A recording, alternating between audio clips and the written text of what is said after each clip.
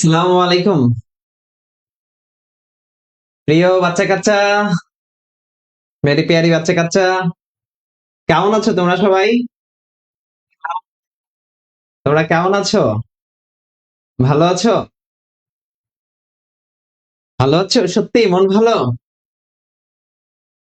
সবাই কেমন আছো এটা একটু কমেন্ট করো তো। সবার আগে একটু শুনতে চাই তোমরা কেমন আছো, ভালো আছো কিনা। আজকে ঢাকা বিশ্ববিদ্যালয়ে 2024-25 শিক্ষাবর্ষের ভর্তি পরীক্ষা অনুষ্ঠিত হয়েছে। ইতিমধ্যে নানান জায়গা থেকে নানান ভাবে তোমরা প্রশ্ন সলভ পেয়েছো। হয়তো পেয়েছো, অনেকে আমার প্রশ্ন সলভের জন্য অনেক অপেক্ষা করছিলা। হাজির, বলেছিলাম 7:30 মিনিটে থাকবো, 7:30 মিনিটে হাজির হয়েছে। একটু ক্লাসে শেয়ার করে দাও। এরপর তোমার সাথে আমার যত আলাপ আলোচনা হবে এই সাধারণ জ্ঞান নিয়ে হবে। জাস্ট একটু ক্লাসে শেয়ার করো। বলেছিলাম তোমাদেরকে অর্ণব স্যারের সুপ্রিমেসি দেখাবো। বলেছিলাম তোমাদের সাধারণ জ্ঞানের সর্বোচ্চ কমন দিব, এবং বলেছিলাম ঢাকা বিশ্ববিদ্যালয়ে এই বছরের প্রশ্ন কেমন আসবে তা গতকাল রাতেও বলে দিয়েছি। আশা করি তোমরা হয়তো ধারণা করতে পেরেছো না। আচ্ছা, ঢাবির জিকে প্রশ্ন কে করছে? উত্তর অর্ণব ভাইয়া। না না, আমি জিকে করি নাই। একটু শোনো, অ্যানালাইসিস করি, একটু বোঝাই, একটু মন দিয়ে শুনবা কথাগুলো। আজকে ঢাকা বিশ্ববিদ্যালয়ে যে ভর্তি পরীক্ষা হয়েছে তার অ্যানালাইসিসটা আজকে তোমাকে একটু বোঝাবো, যে কিভাবে ঢাকা বিশ্ববিদ্যালয়ের ভর্তি পরীক্ষার প্রশ্নের প্যাটার্নটা এবছর সেট হয়েছে। কাজী তুমি ভাই একটু, তোমার কাছে আমার অনুরোধ, তুমি একটু লাইভটা শেয়ার করে দাও, মেনশন করে দাও ফ্রেন্ডদেরকে। আখিরি মোনাজাত কাজে দিয়েছে, থ্যাংক ইউ। এবার আসো, প্রশ্ন অ্যানালাইসিসটা আগে বোঝো। সবাই তো প্রশ্ন সলভ দিয়ে দিল, প্রশ্ন অ্যানালাইসিসটাই বোঝো।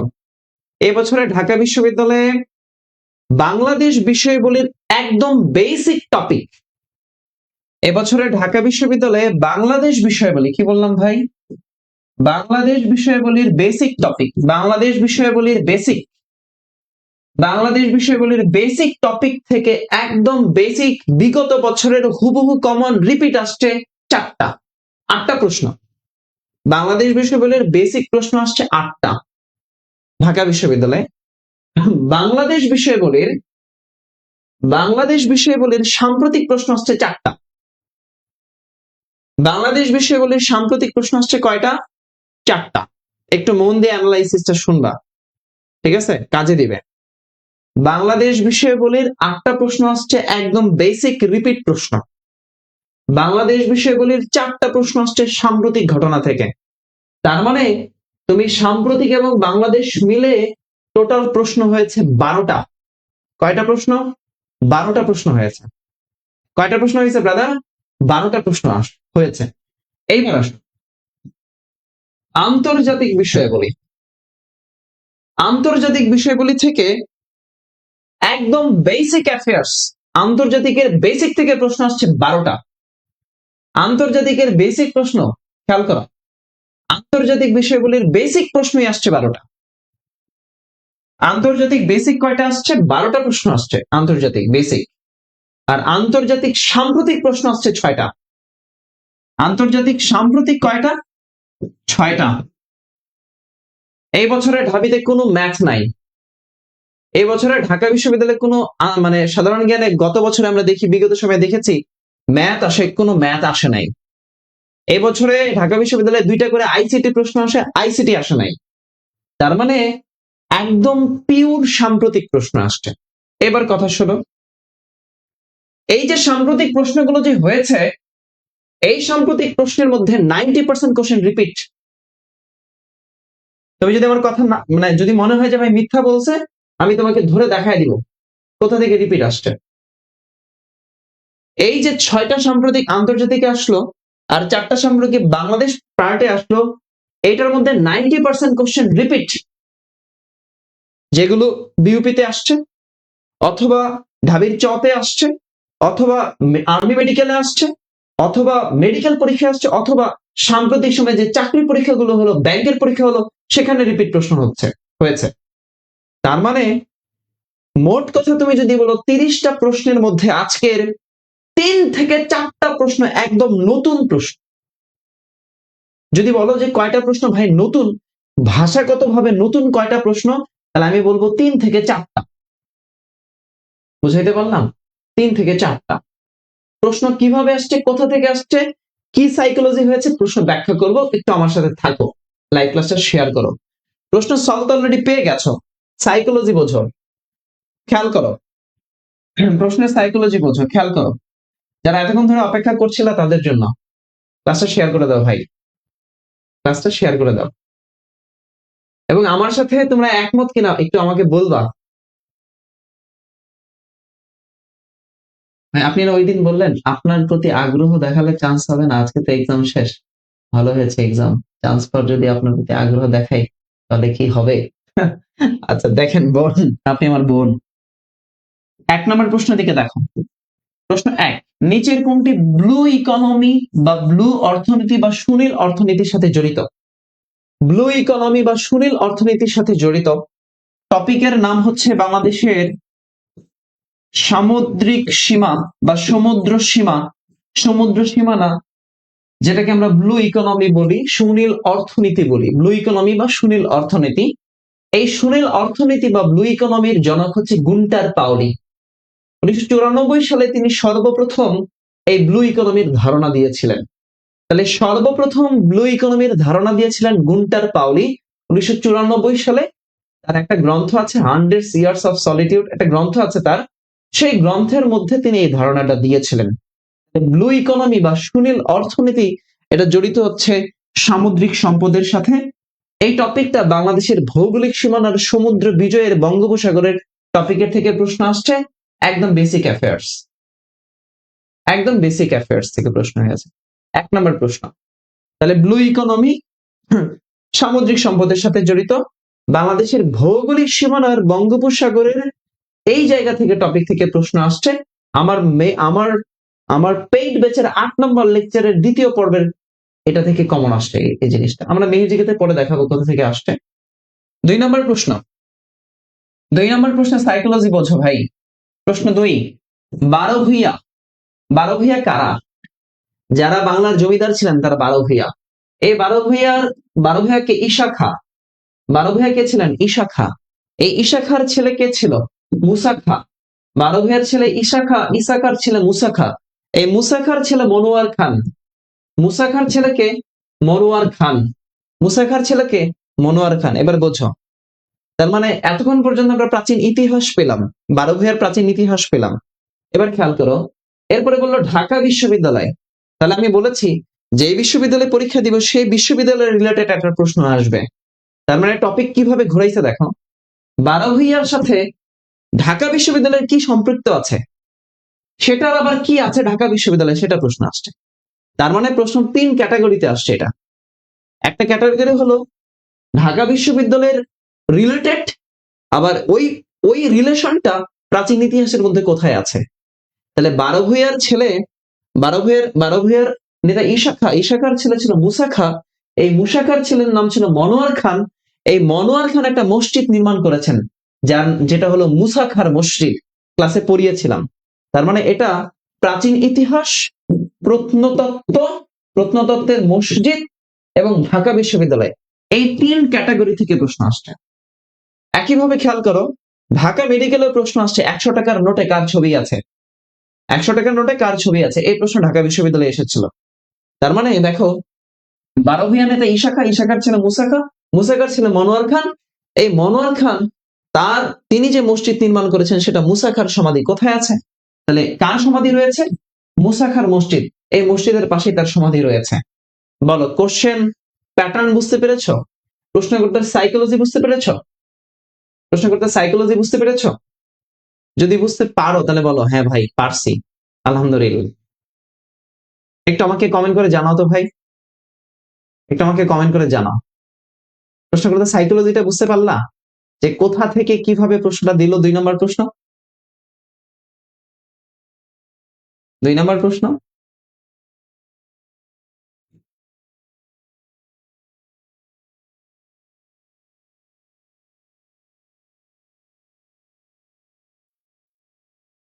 বলো বুঝতে পারলা কিনা? 2 নম্বর প্রশ্ন। তাড়াহুড়া করার কিচ্ছু নাই, আল্লাহ ভরসা, আছি তো আমি, আল্লাহ ভরসা। তাহলে 2 নাম্বার প্রশ্ন কারা কারা পেরেছ কমেন্ট করে একটু জানাবা।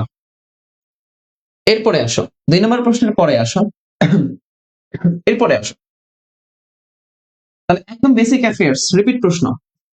3 নাম্বার প্রশ্ন দেখো, শাহ ই বাঙ্গালা। শাহ ই বাঙ্গালা, দেখো বাংলায় স্বাধীন সুলতানরা তারা প্রায় 200 বছর শাসন করেছে। তাহলে এই যে স্বাধীন সুলতানি শাসন, এই যে স্বাধীন সুলতানি শাসন 200 বছর শাসন করলো, এই সুলতানি শাসনের প্রতিষ্ঠাতা ছিলেন ফখরুদ্দিন মোবারক শাহ।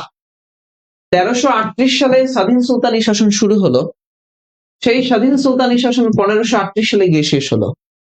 এই স্বাধীন সুলতানি শাসনের মধ্যে একজন শাসক হচ্ছেন শামসুদ্দিন ইলিয়াস শাহ। এই শামসুদ্দিন ইলিয়াস শাহ বাংলার 6টি জনপদকে একত্রিত করেছিলেন। বাংলার 6টি জনপদকে একত্রিত করে তিনি নাম দিয়েছিলেন বাঙ্গালা। কি নাম দিয়েছিলেন? বাঙ্গালা। শামসুদ্দিন ইলিয়াস শাহ বাংলার কয়টা জনপদ? বাংলার 6টা জনপদকে একত্রিত করে নাম কি দেন? বাঙ্গালা। এই যে বাঙ্গালা নাম দিয়েছেন তার কারণেই, এই কারণেই ওনাকে বলা হয় শাহ ই বাঙ্গাল। শাহ ই বাঙ্গাল, শাহ ই বাঙ্গাল বা বাঙ্গালিয়ান। শাহ ই বাঙ্গাল বা বাঙ্গালিয়ান। তাহলে প্রাচীন ইতিহাসের সুলতানি শাসন থেকে প্রশ্ন আসছে, প্রাচীন ইতিহাসের টপিক। আসো, ফখরুদ্দিন মোবারক শাহ সুলতানি শাসনের প্রতিষ্ঠাতা। আলাউদ্দিন হোসেন শাহ তিনি শ্রেষ্ঠ শাসক ছিলেন। আলাউদ্দিন হোসেন শাহ, বাংলার আকবর বলা হতো এই আলাউদ্দিন হোসেন শাহকে। নাসিরউদ্দিন নুসরত শাহ, নুসরত শাহ কিন্তু ওই যে রাজশাহীর বাঘা মসজিদ নির্মাণ করেন নাসিরউদ্দিন নুসরত শাহের সময়ে। তাহলে এই পুরো টপিকটাই আসছে স্বাধীন সুলতানি শাসন অর্থাৎ প্রাচীন ইতিহাসের টপিক থেকে। তোমরা যারা গুচ্ছ বেসিক মৌলিক বলো, এটা হলো প্রাচীন ইতিহাসের প্রশ্ন। এগুলো ঢাকা ইউনিভার্সিটিতে বিগত বছরে হয়েছে। রিপিট প্রশ্ন।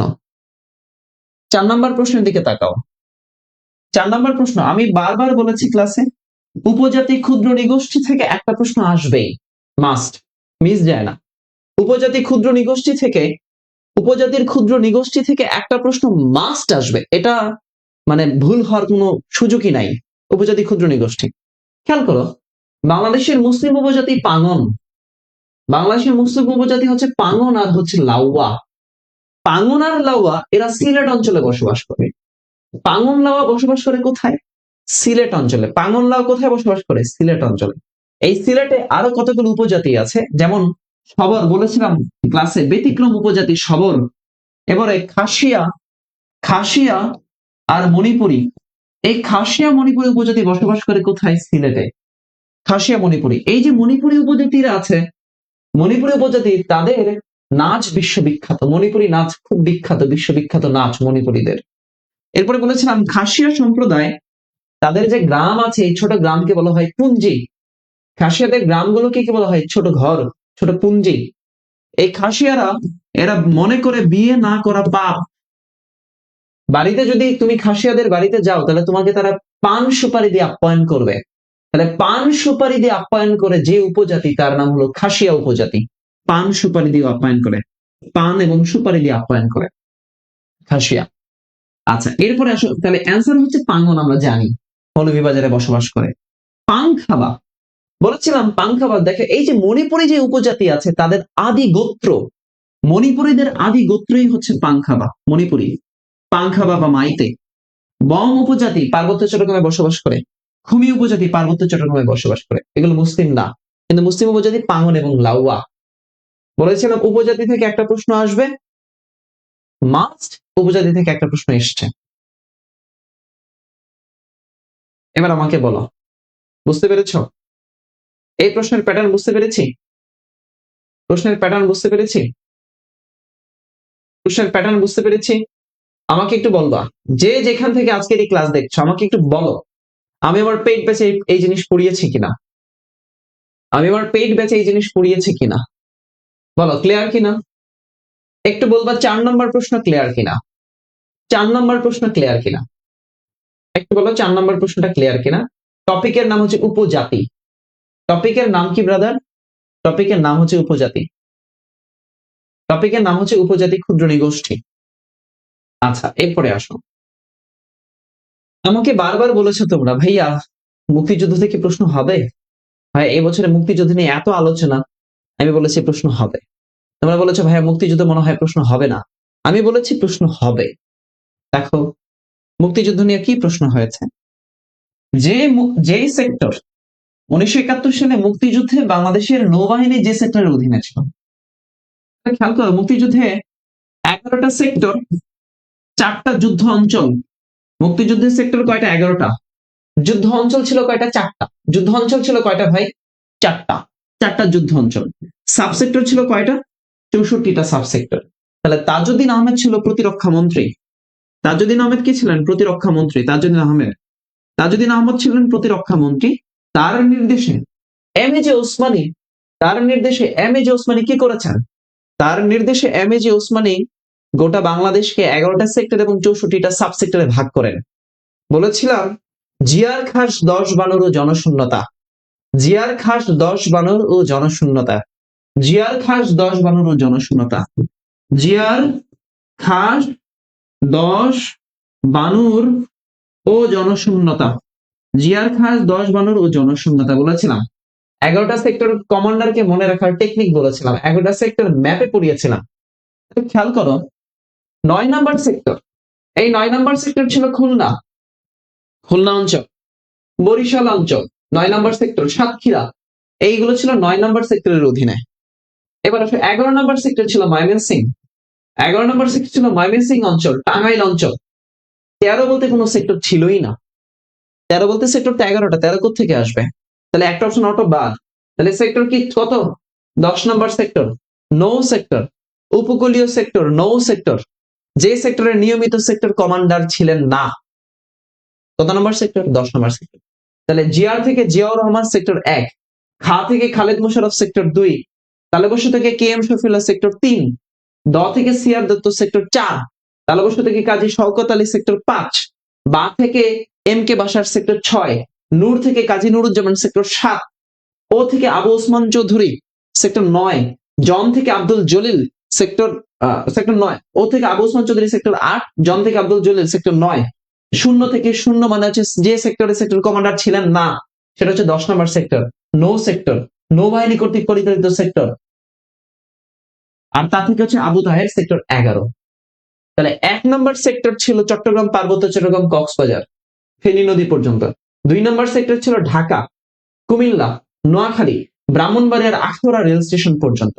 3 নম্বর সেক্টর ছিল ঢাকার পার্শ্ববর্তী অঞ্চল, নরসিংদী, বেলাবো, রায়পুরা, কিশোরগঞ্জ, হবিগঞ্জ, আখাউড়ার আরেকটা পাশ। 4 নম্বর সেক্টর ছিল সিলেট, 5 ছিল সিলেট, 6 রংপুর, 7 রাজশাহী, 8 কুষ্টিয়া, যশোর, মেহেরপুর, মুজিবনগর। 9 নম্বর সেক্টর খুলনার কিছু অংশ, সুন্দরবন, বরিশাল, ঝালকাঠি, পিরোজপুর, এই অঞ্চলগুলো ছিল। 10 নম্বর নৌ। 11 ময়মনসিং এবং টাঙ্গাইল। পারবা না কেন ভাই? ক্লাসে পড়াইছি, পেট বেঁচে পড়িয়েছি।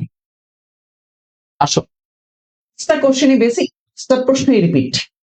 6 নম্বর প্রশ্ন, আমাকে বলেছো ভাইয়া সংবিধান চেঞ্জ হচ্ছে, সংবিধান কি পড়বো?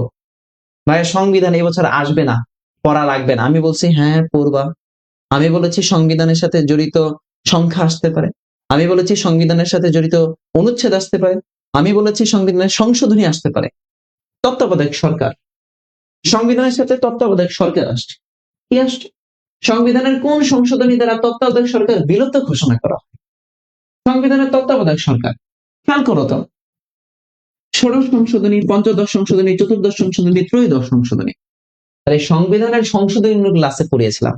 পঞ্চম বলেছি, অষ্টম বলেছি, দ্বাদশ বলেছি, ত্রয়োদশ বলেছি, পঞ্চদশ বলেছি, সপ্তদশ বলেছি সংবিধান। তাহলে যে আবার এমনও বলেছি যে সংবিধান কোন সংশোধনীগুলো বাতিল হয়েছে। সংবিধান থেকে প্রশ্ন অ্যান্সার অলরেডি সবাই দিচ্ছে, পঞ্চদশ সংশোধনী। শুধু তাই নয়, তত্ত্বাবধায়ক সরকার বিলুপ্ত হয়েছে এটাও বলেছি ক্লাসে। সংসদে নারী আসন 45টা থেকে 50টা উন্নীত করা হয় পঞ্চদশ সংশোধনীর মাধ্যমে। কত সংশোধনী? পঞ্চদশ সংশোধনীর মাধ্যমে। তাহলে এই যে সংবিধান রিলেটেড প্রশ্ন, মুক্তিযুদ্ধ আসছে, সংবিধান আসছে, উপজাতীয় আসছে, প্রাচীন ইতিহাস থেকে, ঢাকা ইউনিভার্সিটি রিলেটেড প্রশ্ন আসছে, এবং ভৌগোলিক অবস্থান থেকেও প্রশ্ন আসছে। আসো পরের প্রশ্নে আসো। 7 এই প্রশ্নটা এটা একটা চমৎকার প্রশ্ন, এটা একটা অসাধারণ প্রশ্ন। আমি যত জায়গায় অফলাইন ক্লাস নিয়েছি এই কোশ্চেনটা আমার টিচারের সাথে একটা কোশ্চেন রিলেটেড। আমি ক্লাসে গল্পে গল্পে বলেছি জাবির জাহাঙ্গীরনগর বিশ্ববিদ্যালয়ের বি ইউনিটে ইউআরপি সাবজেক্ট আছে, সেক্ষেত্রে বলেছি অফলাইন যারা ক্লাস করেছে অনলাইন যারা ক্লাস করেছে। ঢাকা শহরের প্রথম ফ্লাইওভার হচ্ছে এই মহাখালী ফ্লাইওভার, যেটা পাবলিক প্রাইভেট পার্টনারশিপ ট্রিপল পিতে এটা নির্মাণ করা হয়েছে, পাবলিক প্রাইভেট পার্টনারশিপে মহাখালী ফ্লাইওভার 2004 সালে এই মহাখালী ফ্লাইওভার উদ্বোধন করা হয়। ঢাকা শহরের প্রথম ফ্লাইওভার এটা। তাহলে এই যে তখন ক্ষমতায় ছিলেন বেগম খালেদা জিয়া, কোথায় খালেদা জিয়া, কোথায়, এই যে খালেদা জিয়া, তিনি উদ্বোধন করেছিলেন। তোমরা মহাখালী ফ্লাইওভারে ওঠার সময় আমি যতবারই ফার্ম গেটে ক্লাস নিতে গিয়েছি, যতবারই মিহির স্যারের বাসায় গিয়েছি, যতবারই কাজ করতে গিয়েছি, আমার বাসা থেকে ফ্লাইওভারে উঠতে গেলে আবার যখন আমি উঠি, ওপাশ থেকে উঠি, তখন ফলকের মধ্যেই লেখা থাকে উদ্বোধন বেগম খালেদা জিয়া। এইটা আমি ক্লাসে বলেছি, অফলাইন ক্লাসে বলেছি, এবং জাবির ইউআরপি সাবজেক্ট পড়াতে গিয়ে এই জিনিসটা গত বছরে বলেছি।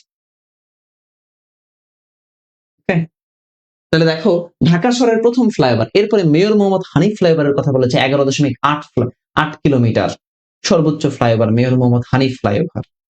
তাহলে দেখো এই টপিকটা আসছে কোথা থেকে ভাই, আমাকে একটু বলো তো। একটু সাইকোলজিটা চিন্তা করো ভাই, একটু সাইকোলজি চিন্তা করো। শেখ হাসিনার সময়ে মেগা প্রজেক্ট নিয়ে প্রশ্ন হতো, মেগা প্রজেক্ট। শেখ হাসিনার সময়ে মেগা প্রজেক্ট নিয়ে প্রশ্ন আসছে, মেট্রো রেল, পদ্মা সেতু, এটা ওটা এটা সেটা, আসছে না? তাহলে দেখো সরকার পতন হয়ে গেছে, পতনের পরে তাহলে ঠিক আরেক বিপরীত সরকার কি ঘটনা ঘটাইছে, কি করেছিল, সেটা থেকে প্রশ্ন হয়েছে। একটু বোঝো সাইকোলজি, একটু বোঝো, অ্যানালাইসিস করাই দিচ্ছে। এই জিনিস কথা বলবে না সবাই, সলভ দিবে, বলবে না সবাই, শুধু সলভ। আশা করি বুঝতে পেরেছো। 7টা প্রশ্ন, এই 7টা প্রশ্নই হচ্ছে বেসিক। এরপর আরেকটা প্রশ্ন আছে, সেটা হলো সামাজিক বিবর্তনের তত্ত্বের প্রবক্তা কে? এই কোশ্চেন আমার কয়েকটা স্টুডেন্ট ভুল করছে, বিবর্তনবাদ দেখেই চার্লস ডারউইন দিয়ে দিছে। আমি সেদিনও চার্লস ডারউইনের কথা ক্লাসে বলতেছিলাম। সামাজিক বিবর্তনবাদের এটা সমাজ বিজ্ঞানের কোশ্চেন। হার্ভার্ড স্পেন্সার সামাজিক বিবর্তনবাদ তত্ত্বের প্রবক্তা। তাহলে আমি ধরে নিলাম ঢাকা বিশ্ববিদ্যালয়ের বেসিক থেকে 8টা প্রশ্ন আসলো, সে 8টা প্রশ্নের একটা প্রশ্ন ধরো তুমি এটা পারলা না, লস আছে? কোনো লস নাই, বা সমাজ বিজ্ঞানে তোমরা এটা পড়েছো। তাহলে এই 8টা প্রশ্ন হচ্ছে একদম বেসিক। আচ্ছা আসেন, এরপরে আসেন। এইবার আপনি আমাকে বলেন ভাই সাম্প্রতিক কয়টা আসবে? আমি বারবার বলেছিলাম সাম্প্রতিক ওভারঅল মিলিয়ে 7 থেকে 8 বা 10টার মধ্যে আসবে বলেছিলাম, আর 20টা প্রশ্ন আসবে একদম বেসিক, সেই 20টা তোমাকে অবশ্যই পারতে হবে। আর সাম্প্রতিক যে 10টা আসবে সেখানে তুমি অন্তত 5টা পারবা, আর হয়তো 3-4টা তোমার কমনের বাইরে আসবে, খেয়াল করো। আচ্ছা পেইড ব্যাচে কিভাবে অ্যাড হবা? আমার অ্যাডমিন এখানে নাম্বার দিয়ে দিবে, সেই নাম্বারে টাকা পাঠিয়ে তুমি জাস্ট পেইড ব্যাচে অ্যাড হয়ে যেতে পারবা, সমস্যা নাই।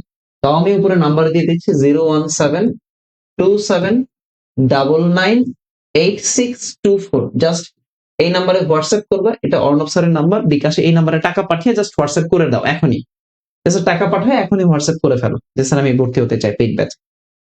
9 নম্বর প্রশ্ন দেখা দাও, এটা একটা পিওর সাম্প্রতিক প্রশ্ন, একদম পিওর সাম্প্রতিক প্রশ্ন।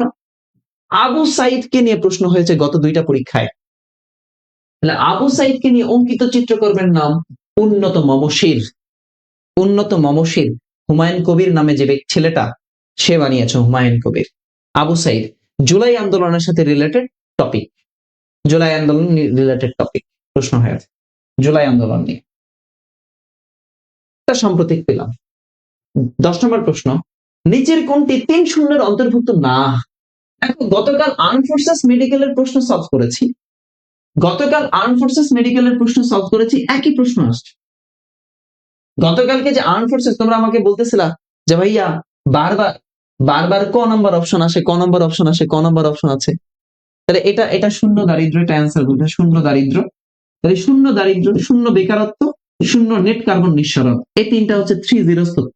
কিন্তু শূন্য ক্ষুধা জিরো হাঙ্গার, এটা SDG, zero hunger, SDG sustainable development goals, এসডিজির লক্ষ্যমাত্রা হচ্ছে 17টা, সহযোগী লক্ষ্যমাত্রা 169টা। এসডিজি সম্পর্কে বিগত বছরের প্রশ্ন হয়েছে এসডিজি নিয়ে। গতকালকে যখন আর্ম ফোর্সেস মেডিকেলের প্রশ্ন পড়াই, তখন সবাই বলতেছে সবগুলোর অ্যান্সার ক। ভাই, এটা গতকালকে আর্ম ফোর্সেস মেডিকেলে আসছে, আমি ক্লাসে পড়িয়ে দিয়েছিলাম। আসেন 10, তাহলে 2টা সাম্প্রতিক পেলাম। 11 নম্বর প্রশ্ন, আমি আমার ক্লাসে যখন ক্লাস নেই তখন বলেছিলাম 3টা স্টার দিয়ে রাখো তো, ভাই, এটা আসতে পারে, এবং কেমন ভাবে হবে সেটা বলছিলাম যদি বিচারপতি, দেখো তুমি একটু বোঝার চেষ্টা করো ব্রাদার, একটু বোঝো। সরকার ব্যবস্থা না, বলছিলাম যে সরকার ব্যবস্থা থেকে প্রশ্ন হয় ঢাবিতে, সরকার ব্যবস্থা থেকে হয়। তাহলে সরকার ব্যবস্থার বিগত সময়গুলোতে রাষ্ট্রপতি নিয়ে প্রশ্ন হয়েছে, রাষ্ট্রপতি কাকে শপথ বাক্য পাঠ করায়, প্রধানমন্ত্রী কাকে করায়, এটা কাকে করায়, ওটা কাকে করায়, হয়েছে। আমি বলছি তাহলে এই বছরে রাষ্ট্রপতি আলোচিত, প্রধানমন্ত্রী আলোচিত, তারপরে বলেছিলাম প্রধান বিচারপতি আলোচিত, স্পিকার আলোচিত। তাহলে ঘটনা কিন্তু ঘটবে সাম্প্রতিক দিয়ে। প্রধান বিচারপতি কে বলেছিলাম? তাহলে বাংলাদেশের 25তম প্রধান বিচারপতি, 25তম, এটা বলছে 25তম কে? সৈয়দ রেফাত আহমেদ। 25তম প্রধান বিচারপতি সৈয়দ রেফাত আহমেদ, প্রধান বিচারপতি। এভাবে বলেছিলাম যে প্রধান বিচারপতিকে নিয়োগ দিতে পারেন রাষ্ট্রপতি, প্রধানমন্ত্রীর পরামর্শের বাইরে নিয়োগ দিতে পারেন রাষ্ট্রপতি। এভাবে আলোচনা করেছিলাম ক্লাস। 11 নম্বর সাম্প্রতিক প্রশ্ন, 3টা সাম্প্রতিক পেলাম। এবার আসেন 12 নম্বর, বাংলাদেশ সরকারের তত্ত্বাবধায়ক সরকারের উপদেষ্টা পরিষদের নারী সদস্য, মানে এই যে অন্তর্বর্তীকালীন সরকার যে হলো, সে অন্তর্বর্তীকালীন সরকারের নারী সদস্য কতজন? 4 জন। এই টোটাল বাংলাদেশ বিষয়গুলির প্রশ্ন হলো 12টা। এই হলো বাংলাদেশ বিষয়গুলির প্রশ্ন 12টা। কয়টা প্রশ্ন ভাই? 12টা প্রশ্ন। আপনার জব পেইড বেসের ডিটেইলস জানতে চাই, আমার হোয়াটসঅ্যাপ নাম্বারে নক দিবেন, আল্লাহ ভরসা জানাই দিব। ওকে, আমাকে বলো তো এই 12টা প্রশ্নের মধ্যে এই 12টা প্রশ্ন কি খুব কঠিন ছিল? 12টা প্রশ্ন, এইবার আসো তাহলে 12টা প্রশ্নের প্রত্যেকটার সাইকোলজি বোঝাবো, আবার আরেকবার রিভিশন করব। সরকার ব্যবস্থা থেকে প্রশ্ন আসছে, এটা সাম্প্রতিক, পিওর সাম্প্রতিক 12 নম্বর। 11 নম্বর প্রশ্ন, এটা সাম্প্রতিক প্রশ্ন কিন্তু সরকার ব্যবস্থার সাথে রিলেটেড, প্রধান বিচারপতি। তারপরে হচ্ছে 10 নম্বর প্রশ্ন 3-0 অন্তর্ভুক্ত, রিপিট প্রশ্ন, মানে এটা গতানুগতিক প্রশ্ন, সাম্প্রতিক এবছরে। 9 নম্বর প্রশ্ন জুলাই আন্দোলনের সাথে আবু সাইদ। 8 নম্বর সামাজিক বিবর্তন, বিভিন্ন তত্ত্বের প্রবক্তা থাকে, তাহলে বাংলাদেশ বিষয়াবলীর সমাজ বিজ্ঞানের বিভিন্ন তত্ত্বের প্রবক্তা একটা দিয়েছে। ঢাকা শহরের প্রথম ফ্লাইওভার, সরকারের মেগা প্রজেক্ট থেকে বিগত সময়গুলোতে প্রশ্ন, তো এবছরে খালেদা জিয়া কি করছে সেটার প্রশ্ন হয়েছে। 6 নম্বর প্রশ্ন সংবিধানের কোন সংশোধনী, সংবিধান রিলেটেড। 5 নম্বর প্রশ্ন মুক্তিযুদ্ধ রিলেটেড। 4 নম্বর প্রশ্ন উপজাতি ক্ষুদ্র নৃগোষ্ঠী। 3 নম্বর প্রাচীন ইতিহাস। 2 নম্বর প্রশ্ন 12 ভূঁইয়া, প্রাচীন ইতিহাসের সাথে রিলেটেড 12 ভূঁইয়া, ঢাকা বিশ্ববিদ্যালয়ের সাথে রিলেটেড এবং সমাধি প্রত্নতত্ত্বের সাথে রিলেটেড। 1 নম্বর ব্লু ইকোনমি, ভৌগোলিক, নদ নদী নিয়ে প্রশ্ন নাই, পাহাড়পথ নিয়ে প্রশ্ন নাই, তারপরে হচ্ছে হাওর বিল লেক নিয়ে কোনো প্রশ্ন নাই। অর্থনীতি, তোমরা বলো না ভাই অর্থনীতি পড়তে হবে, অর্থনীতি রিলেটেড কোনো প্রশ্ন নাই। এরপরেও যদি তুমি 1 নম্বর প্রশ্নকে অর্থনীতির সাথেও টার্মে যুক্ত করতে পারো চাইলে, এটা এটা এটা অর্থনীতির সাথেও তুমি যুক্ত করতে পারো চাইলে। ওকে, বুঝাইতে পারলাম? 12টা প্রশ্ন ছিল বাংলাদেশ বিষয়াবলী, 12টা প্রশ্ন ছিল বাংলাদেশ বিষয়াবলী। ভাইয়া আপনি কি বাংলা ইংরেজি পড়ান? না ভাই, আমি একের ভিতর সব না। আমার স্পেশালিটি হচ্ছে সাধারণ জ্ঞান পড়াই আমি শুধু, তুমি আমার কাছে সাধারণ জ্ঞান পড়তে পারবা। এবার আসো 13 নম্বর প্রশ্নের দিকে দেখো, এবার শুরু হবে আন্তর্জাতিক পার্ট। এবার আন্তর্জাতিকের সাইকোলজি বোঝাই তোমাকে, আসো চলো আমার সাথে বোঝো, গবেষণা করো। বলছে বিখ্যাত ট্রয় নগরী কোথায় আছে? ইতিহাসের বিখ্যাত ট্রয়ের নগরী কোথায় আছে? রিপিট প্রশ্ন, একদম রিপিট প্রশ্ন, বিগত সময়ে অনেকবার এসেছে। ট্রয় নগরী, ট্রোজানের যুদ্ধ, হ্যাঁ অনেক কিছু এই ট্রয় নগরীর সাথে জড়িত। ট্রয় নগরী, তাহলে দেখো এই টপিক হচ্ছে এশিয়া মহাদেশ, এশিয়া মহাদেশের প্রশ্ন। তাহলে এশিয়া মহাদেশের একটা দেশ হচ্ছে তুরস্ক, তাহলে এশিয়া মহাদেশের সাথে দেশ হচ্ছে কি তুরস্ক, যেখানে ইতিহাসে ট্রয় নগরী, বলো কি বললাম, ট্রয় নগরী।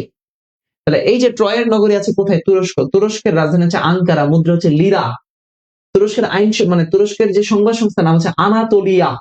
আধুনিক তুরস্কের জনক বলা হয় কামাল আতাতুর্ক বা কামাল পাশাকে। কামাল আতাতুর্ক বা কামাল পাশা, আধুনিক তুরস্কের জনক কামাল পাশা। তাহলে কামাল আতাতুর্ক বা কামাল পাশা আধুনিক তুরস্কের জনক। আচ্ছা, গণতন্ত্র, গণতন্ত্রের সূচনা হয় প্রাচীন গ্রিসে। ফ্রান্স, ফরাসি বিপ্লব হয়েছিল ফ্রান্সে। আচ্ছা, এরপরে ইতালি, মানে ইতালির সাথে মুসোলিনি জড়িত, ফ্যাসিজম মানে যে দেশে হয়েছে সে দেশ হচ্ছে ইতালি। তাহলে ট্রয় নগরী, ইতিহাসের ট্রয় নগরী এশিয়া মহাদেশ থেকে প্রশ্ন হয়েছে, এশিয়া মহাদেশের তুরস্ক থেকে। এরপরে পরের প্রশ্ন আসো। আমাকে কে যেন ক্লাসে পড়াতে গিয়ে প্রশ্ন বললো, ভাই ফ্যাসিজম নিয়ে প্রশ্ন আসবে। আমাকে বলতেছে, ভাই ফ্যাসিজম নিয়ে কি প্রশ্ন আসবে? আমি বলছি হ্যাঁ আসবে, বিগত সময়ে আসছে। ইতালির মুসোলিনি থেকে প্রশ্ন আসছে, ফ্যাসিবাদ নিয়ে থেকে প্রশ্ন আসছে, গুয়ের্নিকা চিত্রকর্ম থেকে প্রশ্ন আসছে, হিটলার থেকে প্রশ্ন আসবে, মুসোলিনি থেকে প্রশ্ন এসেছে, আসার সম্ভাবনা আছে। ভিডিও পোস্ট করে দিয়ে দিয়েছিলাম পেজে, দেখতে পারো বলছি কিনা। দেখো, ফ্যাসিজমের প্রবর্তক এই বছরে শেখ হাসিনার পতন ঘটলো, স্বৈরতন্ত্রের পতন ঘটলো, তার মানে স্বৈর শাসন। তাহলে স্বৈর শাসনের পতন ঘটছে, এটার সাথে রিলেট করে আন্তর্জাতিকের ফ্যাসিজম ঢোকাই দিছে। তাহলে এই যে ফ্যাসিজমের প্রবর্তক কে, ইতালির বেনিটো মুসোলিনি, তিনি কি বলেছিলেন? এককালীন যুদ্ধ সম্ভব নয়, এককালীন যুদ্ধ সম্ভব নয়, শান্তি সংগত নয়, এককালীন শান্তি সম্ভব নয়, যুদ্ধ সঙ্গত নয়, ইতালির মুসোলিনি বলেছেন। এই মুসোলিনি গুয়ের্নিকা শহর ধ্বংস করেছিলেন হিটলারের বাহিনীর সাথে মিলে, এবং সেই পরবর্তীতে স্পেনের গুয়ের্নিকার চিত্রকর্ম এঁকেছিল পাবলো পিকাসো। দেখো, অ্যাডলফ হিটলার, ফুয়েরার নামে পরিচিত অ্যাডলফ হিটলার উক্তি করেছিলেন। উক্তি কি করেছিলেন? যুদ্ধই জীবন, যুদ্ধই সার্বজনীন, ওয়ান স্টেট ওয়ান লিডার। হ্যাঁ, তাহলে দেখো প্রশ্ন এসছে কোত্থেকে? ইউরোপ মহাদেশের দেশ ইতালি থেকে। তাহলে এশিয়া থেকে তুরস্ক পেলাম, ইউরোপ থেকে ইতালি পেলাম। আসো 15 নম্বর প্রশ্ন আসো। আমি তোমাকে হাজারবার করে বলেছি, অনেকবার বলেছি ভাইয়া, সভ্যতা থেকে একটা কোশ্চেন আসবেই। তোমার বিশ্বাস না হলে দেখো, ম্যারাথন ক্লাসে বলেছি সভ্যতা থেকে আসবে, পেইড বেচের ক্লাসে বলেছি, ফ্রি ক্লাসে বলেছি সভ্যতা থেকে প্রশ্ন আসবে, এসেছে। একটা না, দুইটা সভ্যতা। এর আগের বছরও আসছিল সার্পেন্ট অফ দ্য নাইল, বের করে দেখো, আগের বছর আসছিল সার্পেন্ট অফ দ্য নাইল। ওকে, এবার আসো, কি বলছে? মেসোপটেমীয় সভ্যতার সাথে সম্পর্কিত দেশ কোনটা? পৃথিবীর সবচেয়ে প্রাচীন সভ্যতার নাম হচ্ছে মেসোপটেমীয় সভ্যতা। পৃথিবীর সবচেয়ে প্রাচীন সভ্যতার নাম কি? মেসোপটেমীয় সভ্যতা। গড়ে উঠছে কোথায়? দুইটা নদীর তীরে, টাইগ্রিস এবং ইউফ্রেটিস নদীর তীরে, যেটাকে আরবিতে বলা হয় দজলা এবং ফোরাত নদী। কি নদী? দজলা এবং ফোরাত নদী। এই জায়গাটাকে বলা হয় দুই নদীর মধ্যবর্তী স্থান, যেটাকে অর্ধচন্দ্রাকৃতির ন্যায় দেখা যায়, মেসোপটেমীয় সভ্যতা। আর এই ইরাকে গড়ে উঠছে বর্তমান ইরাক, এই ইরাকের পূর্ব নামই হচ্ছে মেসোপটেমীয়। এই মেসোপটেমীয় পর্যায়ে হচ্ছে সুমেরীয়, ব্যাবিলনীয়, অ্যাশিরীয়, ক্যালেডীয়, চারটারই অবদান আছে, বিভিন্ন কিছুতে অবদান আছে। আমি আবারও বলি, এই সভ্যতা থেকে রাবিতেও প্রশ্ন আসবে, জাবিতে তো আসবেই, মাস্ট, জাবিতে সভ্যতা থেকে প্রশ্ন আসেই 100%। তাহলে দেখেন, প্রাচীন ইরাকে গড়ে উঠেছিল কোথায়? মেসোপটেমীয় সভ্যতা। আসেন, আর ইরানে গড়ে উঠেছিল পারস্য সভ্যতা, চীনে গড়ে উঠেছিল চৈনিক সভ্যতা, গ্রিসে উঠেছিল গ্রিস সভ্যতা, পাকিস্তান এবং ভারতে পাওয়া যায় সিন্ধু সভ্যতার হরপ্পা নগরী, মহেঞ্জোদারো নগরী। পরের প্রশ্ন দিকে তাকান, সব বেসিক প্রশ্ন। হায়ারোগ্লিফিক্স কোন প্রাচীন সভ্যতার লিখন পদ্ধতি? বলেছিলাম সভ্যতা থেকে প্রশ্ন আসলে দুই টাইপের হয়। এক টাইপের কোথায় হয় আছে সভ্যতা, দুই টাইপের হলো এই সভ্যতার অবদান কি। মিশরীয় সভ্যতা নিয়ে প্রায় 20 মিনিটের অধিক পড়িয়েছি ক্লাসে, পেইড ব্যাচের ক্লাসে। মিশরীয় সভ্যতা নীল নদের তীরে গড়ে উঠেছিল। মিশরকে নীল নদের দান বলা হয়। মিশর আগে অনেকগুলো ছোট ছোট নোমে বিভক্ত ছিল। মিশরের প্রথম ফারাও রাজার নাম হচ্ছে মেনেস, পরে রাজধানী স্থাপন করেছিলেন মেমফিসে। কোথায়? মেমফিসে। এই মিশরীয়দের প্রথম তারা নীল নদের তীরে পেপিরাস নামক একটা গাছ জন্মাত, নীল নদের তীরে পেপিরাস গাছ, পেপিরাস নল খাগড়া জাতীয় গাছ, সেই গাছের ছাল দিয়ে তারা মাটি চাপা দিয়ে শুকিয়ে লিখতো, সেই প্যাপিরাস থেকে নিউজ পেপার, এই যে পেপার বলি না, সেই পেপার শব্দ আসছে। তাদের লিখন পদ্ধতি ছিল হায়ারোগ্লিফিক্স। সেই হায়ারোগ্লিফিক্স মানে হচ্ছে পবিত্র অক্ষর, এই কথাও বলেছি, পবিত্র অক্ষর। হায়ারোগ্লিফিক্স মানে পবিত্র অক্ষর, হায়ারোগ্লিফিক্স লিখন পদ্ধতি।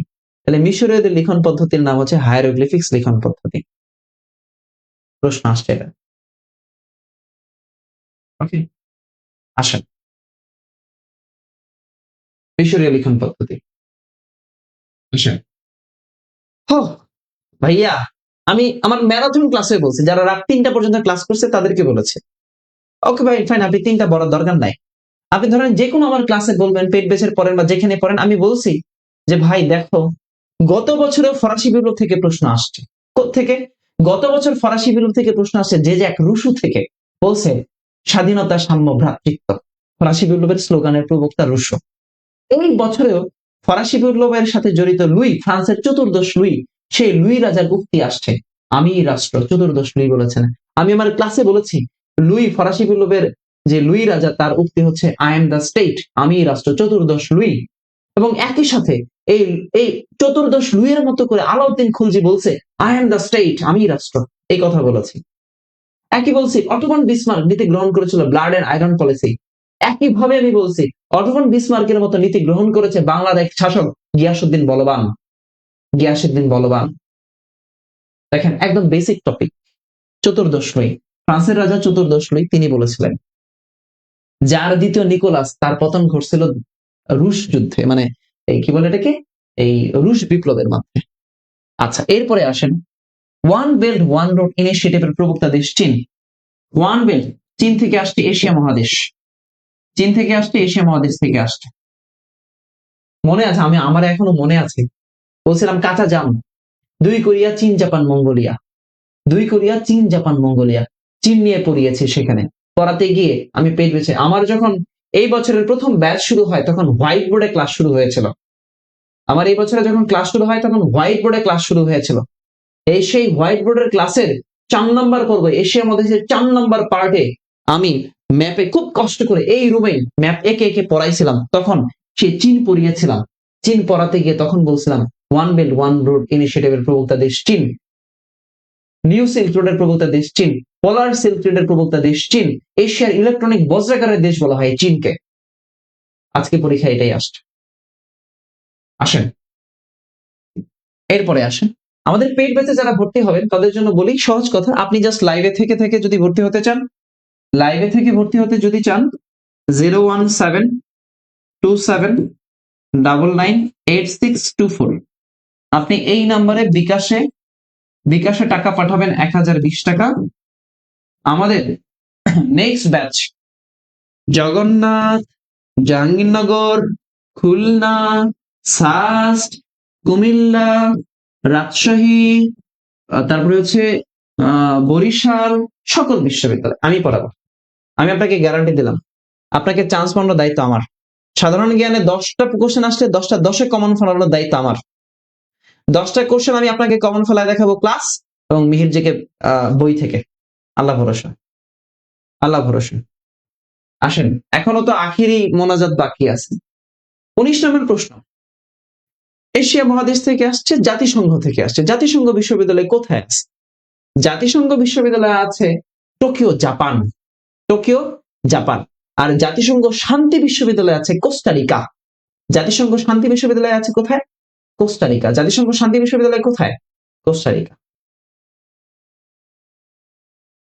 ওকে, কোস্টারিকা, কোস্টারিকা। তাহলে টোকিও, জাপান। জাতিসংঘ বিশ্ববিদ্যালয় আছে টোকিও, জাপান। জাপান থেকে প্রশ্ন আসছে, জাপান থেকে জাতিসংঘ রিলেটেড। কোন দেশ যোগদানের পর ব্রিকের নাম ব্রিক্স হয়? 2010 সালে যখন এই দক্ষিণ আফ্রিকা ব্রিক্সে জয়েন করলো তখন তার নাম হয়ে যায় ব্রিক্স। ব্রিকে জয়েন করার নাম হয়ে যায় ব্রিক্স।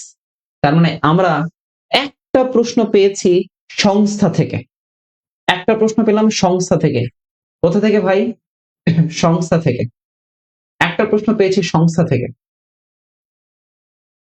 আসেন, 20টা প্রশ্ন চলে গেল। 21 নম্বর, বিউপিতে না কোথায় যেন এই প্রশ্নটা আসছে যে অলিম্পিক, আমি বলেছিলাম ভাই আমি আপনাদেরকে বলছি, আমার এখনো মনে পড়ে, আমি আপনাদেরকে বলছি যে খেলাধুলা থেকে প্রশ্ন আসলে দুই টাইপের প্রশ্ন আসবে রে ভাই। বলছি, আমার এখনো মনে পড়ে, অফলাইনে বলছি, অনলাইনে বলছি, খেলাধুলা থেকে প্রশ্ন আসলে দুই টাইপে আসবে। একটা হলো আগাম আসর, আর না হলো বেসিক। আমাকে বারবার স্টুডেন্ট বলছে, ভাই খেলাধুলা পড়ান, খেলাধুলা পড়ান, খেলাধুলা পড়ান। আমি বলছি খেলাধুলা থেকে প্রশ্ন আসলে দুই টাইপের আসবে, খেলাধুলার আগাম আসর আর খেলাধুলার বেসিক। অলিম্পিকের সাথে জড়িত দেখেন এই যে পাঁচটা রিং এর যে কালার, এই কালার গুলো পাঁচটা মহাদেশকে নির্দেশ করে। কাকে নির্দেশ করে? পাঁচটা মহাদেশকে নির্দেশ করে। এশিয়ার জন্য একটা, ইউরোপের জন্য একটা, আমেরিকার জন্য একটা নির্দেশ করে মহাদেশ। আসেন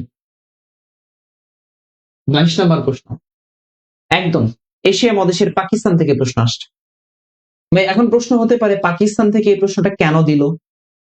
শোনেন, এই যে কিছুদিন আগে ইমরান খান ক্ষমতায় আসলো না, কিছুদিন আগে ইমরান খান ক্ষমতায় আসলো না, পাকিস্তান পাকিস্তান আলোচিত হলো না, নারী, সেই জন্য পাকিস্তান নিয়ে তো সেভাবে প্রশ্ন আর আশা হয় না, আসে না।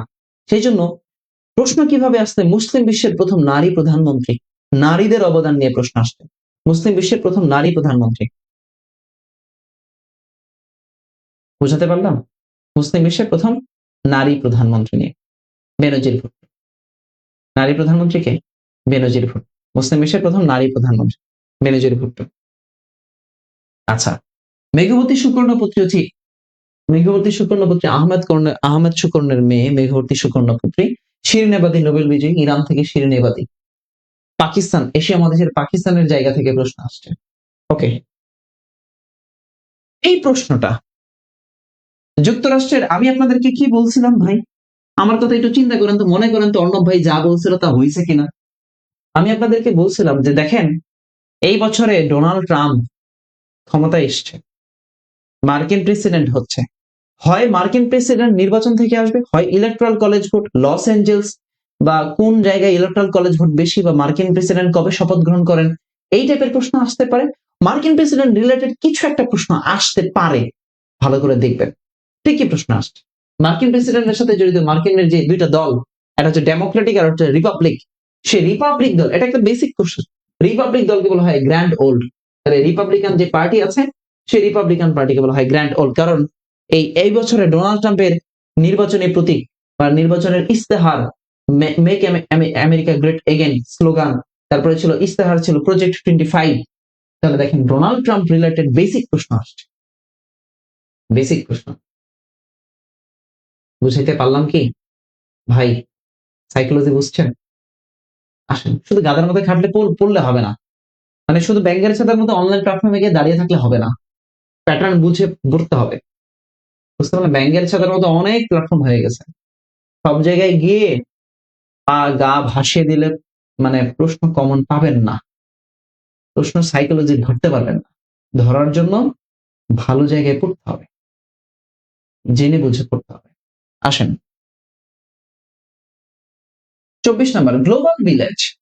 কে যেন বলতেছিল ভাই ICT ICT ICT, global village. দেখেন গ্লোবাল ভিলেজ এটা আইসিটি রিলেটেড, একই সাথে এটা সাধারণ জ্ঞান related. Global village, Marshall McLuhan, বিশ্বগ্রাম। তাহলে এই বিশ্বগ্রামের ধারণা কে দিয়েছিলেন? Marshall McLuhan. Marshall McLuhan, Marshall McLuhan global ভিলেজের ধারণা দেন মার্শাল ম্যাকলুহান। ওকে, এইবার আসেন, এই যে এই 24 পর্যন্ত সবগুলো প্রশ্ন, অর্থাৎ টোটাল 12টা প্রশ্ন পেলাম, 13 নম্বর থেকে 24 নম্বর প্রশ্ন পর্যন্ত, এই টোটাল 12টা প্রশ্ন আসছে একদম বেসিক অ্যাফেয়ার্স থেকে, আন্তর্জাতিক পার্টির বেসিক অ্যাফেয়ার্স। এই 12টা প্রশ্ন কারো ভুল করার কথা না। এই 12টার মধ্যে হয়তো একটা কোশ্চেন সে না পারতে পারে, ওই যে নির্বাচনী মানে কি বলে রিপাবলিকান পার্টির ওল্ড নামটা না পারতে পারে, কিন্তু বাকি 11টা কোশ্চেন তার কমন পড়ার কথা যদি কেউ ভালো করে পড়ে থাকে। এইবার আসেন সাম্প্রতিক, এবার ইন্টারন্যাশনাল অ্যাফেয়ার্স এর সাম্প্রতিক দেখেন। স্টারলিং, ভাই এই স্টারলিং এই বছরে আলোচিত, কয়েকবার পোস্ট দিয়ে বলছে স্টারলিং স্টারলিং স্টারলিং, কয়েকবার আলোচনায় আসছে স্টারলিং, স্যাটেলাইট ভিত্তিক ইন্টারনেট সেবা স্টারলিং, এলন মাস্কের স্টারলিং। ঠিক একইভাবে গতবার, ঠিক একইভাবে গতবার এআই নিয়ে প্রশ্ন আসছে, এলন মাস্কের ওপেন এআই। বিশ্বাস না হলে প্রশ্ন ব্যাংক খুলে দেখেন, এআই নিয়ে, ওপেন এআই আর্টিফিশিয়াল ইন্টেলিজেন্স নিয়ে প্রশ্ন আসছে। Artificial intelligence. এই বছরে মার্ক জুকার মানে কি বলে ইলন মাস্ক আলোচিত হয়েছিল, ওই যে স্যাটেলাইট পাঠাইছে, সেটা আবার মানে অন্যভাবে সে এটা ধরে ফেলেছিল, আকাশপথে নামায় নিয়ে আসছে, এবছর আলোচিত হয়েছিল, এবছর মানে 24 সালে আলোচিত হয়েছে। প্রশ্ন আসছে, প্রশ্ন আসে, সম্প্রতি কোন দেশের প্রেসিডেন্ট সংসদে অভিশংসিত হয়েছে? দেখেন একটু খেয়াল করেন, বোঝেন, কতগুলো জিনিস বুঝতে হয়, কতগুলো জিনিস অনেকগুলো বিষয়ের সাথে আলোচিত। দেখেন প্রতি বছর প্রশ্ন আসে বিভিন্ন দেশের প্রধানমন্ত্রী, প্রেসিডেন্ট, বিভিন্ন দেশের প্রধানমন্ত্রী প্রেসিডেন্ট নিয়ে প্রতি বছর প্রশ্ন আসে, প্রধানমন্ত্রী প্রেসিডেন্ট নিয়ে প্রতি বছর প্রশ্ন হয়। সাম্প্রতিক এই বছরে, এই বছর বলতে 2024 সালের 29 ডিসেম্বরের দিকে, 25 ডিসেম্বর থেকে 29 ডিসেম্বরের মধ্যে কয়েকটা বিমান দুর্ঘটনা হয়েছে, মনে আছে বলছিলাম, কোরিয়াতে হয়েছে, আর কয়েকটা জায়গায় হয়েছে, তাই না, ইউক্রেনে, রাশিয়াতে কয়েকটা জায়গায় হয়েছে। দেখেন এই বছরে মানে প্রেসিডেন্টের নাম প্রশ্ন আসে নাই, কিন্তু প্রশ্ন আসছে কোন প্রেসিডেন্ট অভিসংশোধিত হয়েছেন জাতীয় সংসদে? দক্ষিণ কোরিয়া। কোথায়? দক্ষিণ কোরিয়া। আচ্ছা একটা সাম্প্রতিক পেলাম, একটা মাত্র একটা সাম্প্রতিক পেলাম। আচ্ছা এরপরের প্রশ্ন, ইসরায়েলের বিরুদ্ধে হামাসের অভিযানের নাম কি? 2024 সাল থেকে আলোচিত এই প্রশ্ন, এটা একদম রিপিট, এই সাম্প্রতিক রিপিট, এই সাম্প্রতিক রিপিট, এই সাম্প্রতিক ইসরায়েলের বিরুদ্ধে হামাসের অভিযান। হামাস হচ্ছে ফিলিস্তিনের সংগঠন, তার অভিযানের নাম হচ্ছে অপারেশন আল আকসা ফ্লাড, অপারেশন আল আকসা ফ্লাড। ইসরায়েল, আমি একটু মন দিয়ে শোনেন, কথাটা শোনেন, আমি লাস্ট ক্লাসেও, গত ক্লাসে আমি আপনাদেরকে বলছিলাম, মনে করে দেখেন তো এই কথাটা বলেছি কিনা, মনে করে দেখেন এই কথাটা বলছি কিনা, যে বলেছিলাম যে ভাই এই যে গতকালকে, মানে ওই ক্লাসে বলছিলাম গতকালকে ইসরায়েল কি করলো, ফিলিস্তিনের মানুষকে যুদ্ধবিরতিতে গেল, বলছিলাম যুদ্ধবিরতিতে গেল, এবং হামাস 33 জন সৈন্যকে তারা ছেড়ে দিবে, আর এর বিনিময়ে ইসরায়েল 100 জন ফিলিস্তিনকে ছাড়বে। যুদ্ধবিরতিতে তারা গিয়েছে, বলেছিলাম না যুদ্ধবিরতিতে গিয়েছে। তাহলে প্রশ্ন কিন্তু হতে পারে হামাস ইসরায়েলের সংকট নিয়ে। দেখেন চলে আসছে, এটা বিগত বছরের প্রশ্ন, বিগত বছরের প্রশ্ন, হামাস ইসরায়েল। আমি আপনি নিজে স্বীকার করেন আমি এই কথা বলছি কিনা আপনাকে? আমি বলেছি ভাই, এই কথা বলেছি আপনাকে?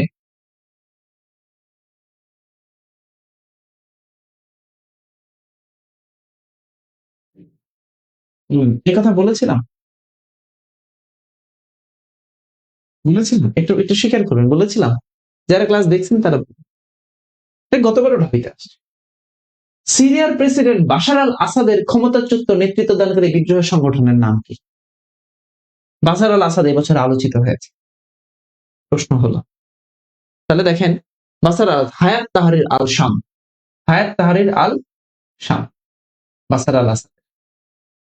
আচ্ছা, রুশ ইউক্রেন যুদ্ধে রাশিয়াকে সমর্থন করেনি যে দেশ, তাহলে এই বেলারুশ, চীন, কোরিয়া, এদের সাথে সবার এই এই তোমার রাশিয়া মানে কি বলে এটাকে, রাশিয়ার সীমানা আছে, এদের সমঝোতা আছে, এদের মানে পররাষ্ট্রনীতি সম্পর্ক আছে রাশিয়ার সাথে। তাহলে দেখেন সমর্থন করে নাই। আপনি যদি ভৌগোলিক ম্যাপ চেনেন তাহলে বুঝবেন, হাঙ্গেরি, যে দেশ হাঙ্গেরি। আচ্ছা ধরেই নিলাম এই কোশ্চেন আপনার কমন পড়ে নাই, তাই একটা ছেড়ে দিলেন, সাম্প্রতিক আন্তর্জাতিকের একটা সাম্প্রতিক ছাড়লেন, ধরে নিলাম এটা পারলেন না আপনি। আচ্ছা এরপরে আসেন, 2023 সালে ধ্বংসপ্রাপ্ত টাইটান, ভাই টাইটানের কথা কে না জানে, এটা তো 2023 সালের সাম্প্রতিক, 2023-এর সাম্প্রতিক, 2023-এর সাম্প্রতিক এটা, টাইটান ডুবোজাহাজ, টাইটান ডুবোজাহাজ 2023-24 শিক্ষাবর্ষে এই টাইটান নিয়ে প্রশ্ন আসছে, এটাও রিপিট কোশ্চেন। সাম্প্রতিক 6টা প্রশ্ন আসছে, এর মধ্যে 2টাই রিপিট, মানে 2টা রিপিট হলো বিগত বছরের সাম্প্রতিক রিপিট। টাইটান, প্রশ্ন শেষ। আচ্ছা দেখেন গুরুত্বপূর্ণ জিনিস আলোচনা করি, মন দিয়ে কথাগুলো শোনেন, নেক্সট পরীক্ষায় ভালো করতে পারবেন যদি আমার কথাগুলো শোনেন। আর যদি মনে করেন যে না আমরা অন্য ভাইকে মানি না, তাহলে কথা শুনতে পারবেন। খেয়াল করেন, একটু মন দিয়ে তাকান, আমার দিকে শোনেন কথাগুলো কি বলি। জীবনে একটা ভালো বিশ্ববিদ্যালয়ে চান্স পাওয়াটা খুব জরুরি। ঢাকা বিশ্ববিদ্যালয়ে আপনি চান্স পেতেই হবে এমন কোনো কিছু না, এমন কিছুই না ঢাকা বিশ্ববিদ্যালয়ে চান্স পেতে হবে। ঢাকা বিশ্ববিদ্যালয়ে চান্স পেলে আলহামদুলিল্লাহ ভালো। আলহামদুলিল্লাহ ভালো। যাই হোক, খেয়াল করেন, আমাকে অসংখ্যবার বলেছেন ভাই মিহির জিকে থেকে কোশ্চেন কমন আসবে কয়টা? কয়টা কোশ্চেন কমন আসবে মিহির জিকে থেকে?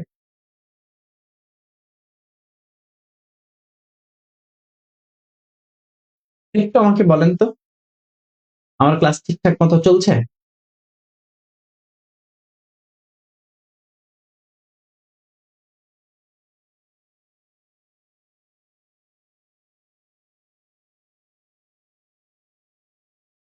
আমার ক্লাস ঠিকঠাক মতো চলছে কিনা একটু বলেন তো আমাকে ভাই। ঠিকঠাক মতো চলছে কিনা একটু বলেন।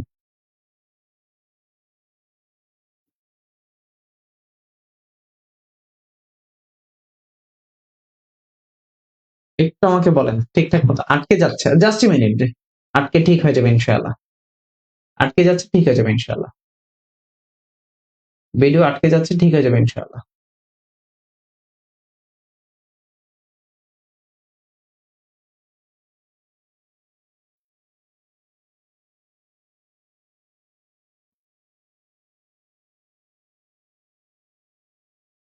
আমাকে ঠিক মতো দেখা যাচ্ছে কি?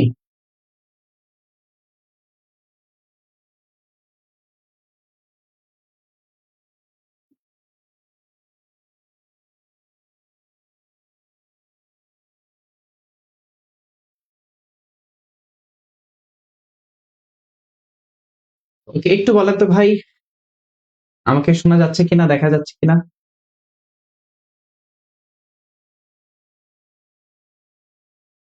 একটু বলেন তো ভাই। আমাকে শোনা যাচ্ছে, দেখা যাচ্ছে? সব ঠিকঠাক আছে?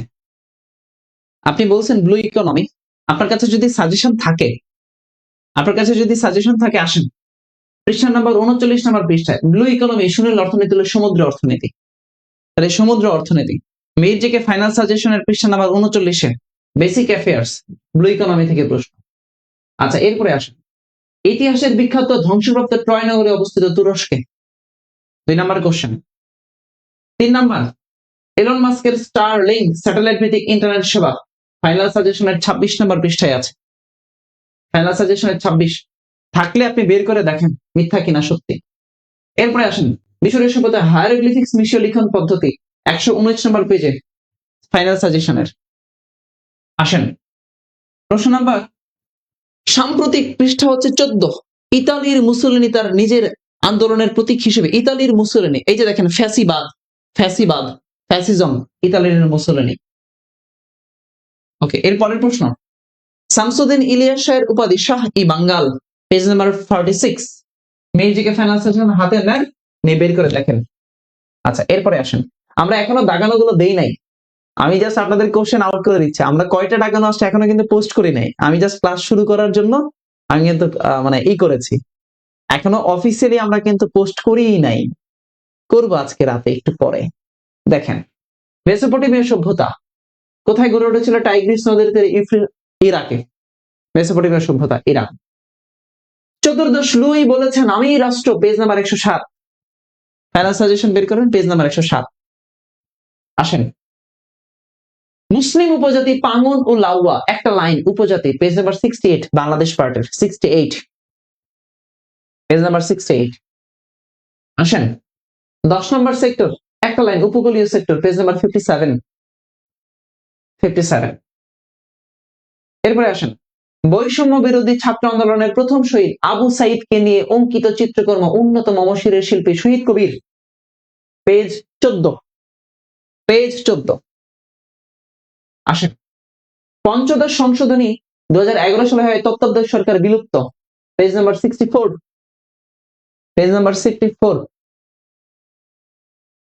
এরপরে আসেন, 30 শূন্য দারিদ্র, শূন্য বেকারত্ব, শূন্য নিট কার্বন নিঃসরণ।